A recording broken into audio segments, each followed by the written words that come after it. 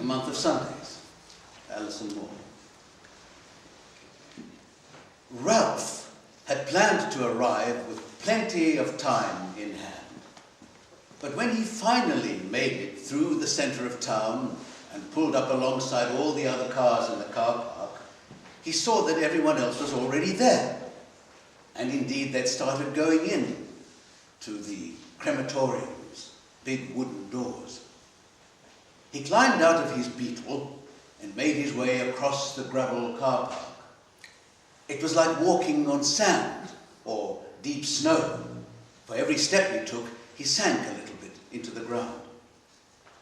He eyed a crow that was sitting on a fence post, and it eyed him back. Slipping into a pew at the back of the chapel, Ralph looked around for a familiar face. Though he didn't know who he was hoping to see, he'd even wondered whether he might be the only one there, a lone figure in the pews. He'd never met Brendan's daughter, who lived abroad. He knew his friends, of course, because they'd been his friends as well. But there weren't any left. All the lads had gone on ahead, according to Brendan. But Ralph didn't believe in the afterlife. This, the here and now, was all there was. What would comfort him in the time he had left was having his memories to look back on. He hoped he had enough. It was like shopping before a bank holiday weekend. You had to make sure that you had enough bread and milk, otherwise you might go hungry.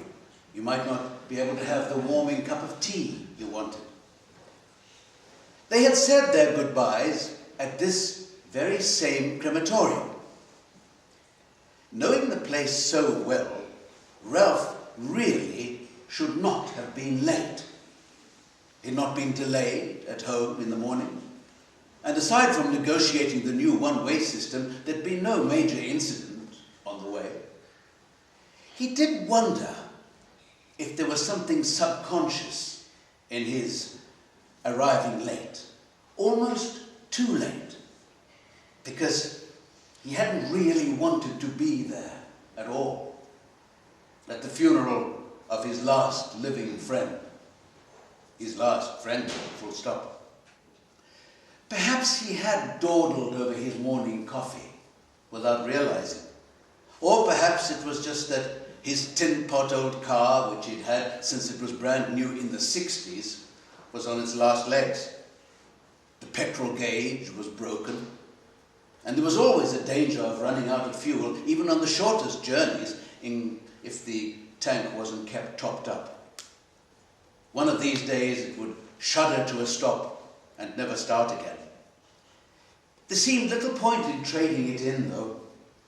It might see him through. On the other hand, he sometimes felt he should just say, "What the hell?" and buy something new. Something for day trips in the summer, if he had anyone to go with. Something less drafty in the winter. Even the dashboard clock was broken. Not that he needed it. His wristwatch was at the jeweller's for mending, but there was always his alarm clock on his bedside table, the carriage clock on the mantelpiece in the living room, the digital displays on the microwave, the cooker, and the central heating control panel, and the phone. He was rarely unaware of the passing of time, the hour of the day. Even when he was out and about, he had his mobile phone on him for timekeeping. He had his phone in his coat pocket now, but he hadn't looked at it since leaving the house. He'd had the radio on, and come to think of it, there was nothing in his schedule that suggested that he was running late. Ken Bruce had still been on. He took his phone out of his pocket now to mute it, and saw that he was indeed not late at all. He had, in fact, arrived a good bit earlier than he'd intended. He looked around the crowded room. Many people were reading the order of service, and there was an order of service on the pew next to him.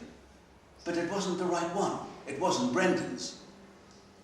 The lady on the cover, all smiles, was holding a sherry glass, and there was a Christmas tree behind her.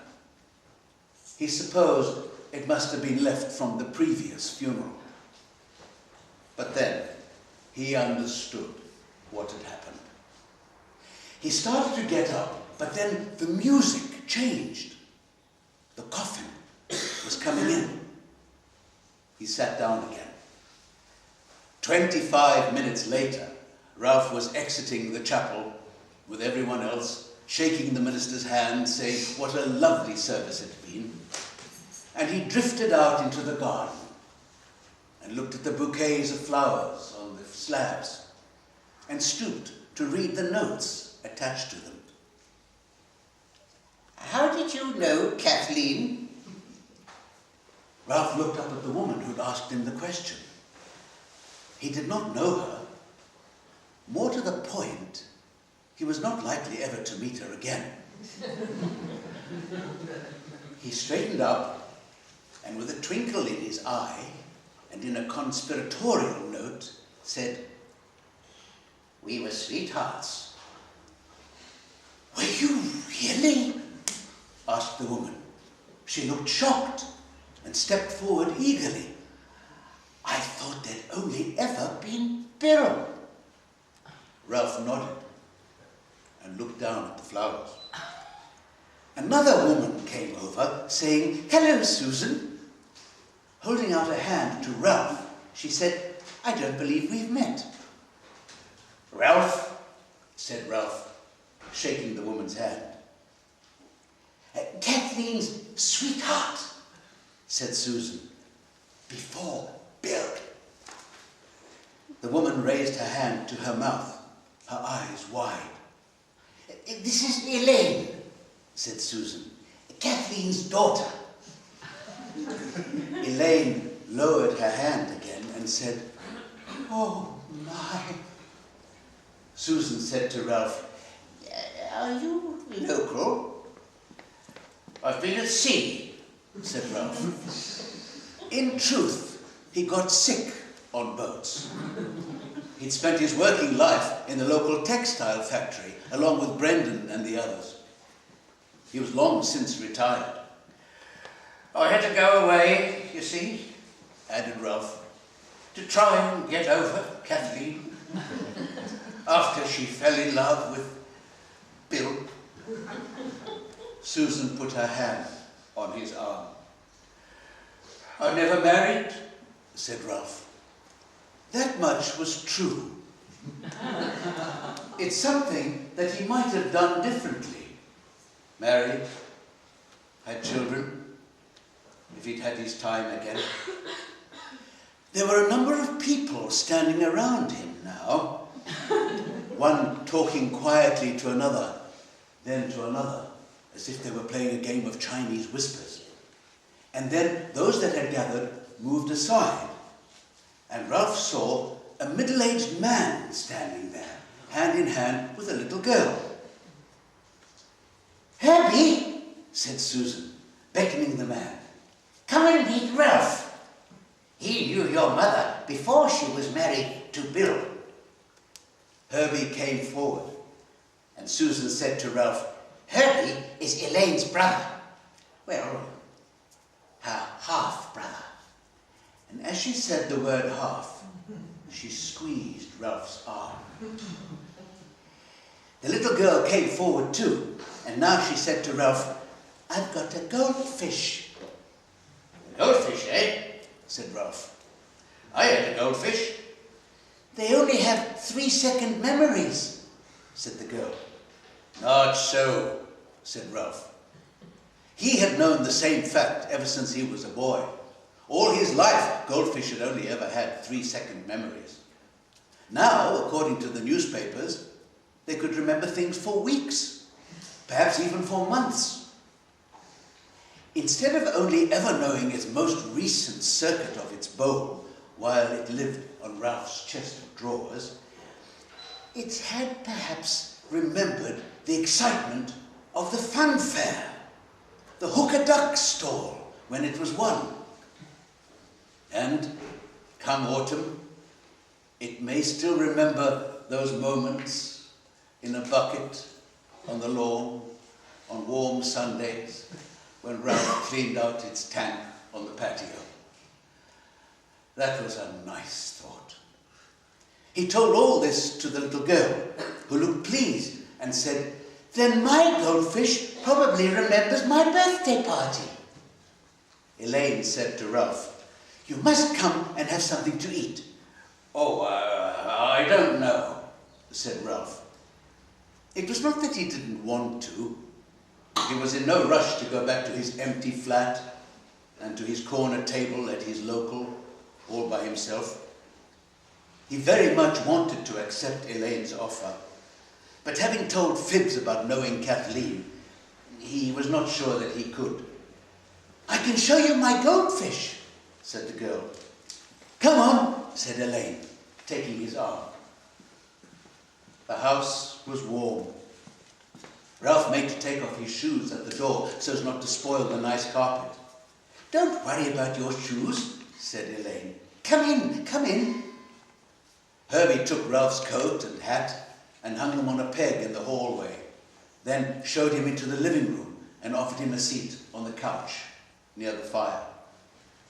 Opposite, there was one of those armchairs that reclined, and Ralph thought he'd rather like to try it out, although this didn't seem like the right moment. "Sandwich?" asked Elaine, bearing a laden plate. "Sausage roll?" "Can I get you a cup of tea?" asked Herbie. "Or a cold beer?" "Come and look at my goldfish," said the girl, climbing up on the sofa next to Ralph. "Later, Sarah," said Herbie. "Let Ralph eat first." At some point, of course, Ralph would have to say that he hadn't really known Kathleen. He hadn't really been her sweetheart at all. How nice it would be, though, to feel like one of the family. And it was such a lovely family. Even for just a short while, just as long as it took him to eat his sandwiches and his sausage roll, telling himself, "I will tell them soon," as he accepted a cold beer from Herbie, thinking, "I should say it now," while Elaine told a lively anecdote about Kathleen, then turned to Ralph to say, "Isn't that just typical of Kathleen?" He had to say to them, "The thing is," and he would. Of course he would, when the time was right.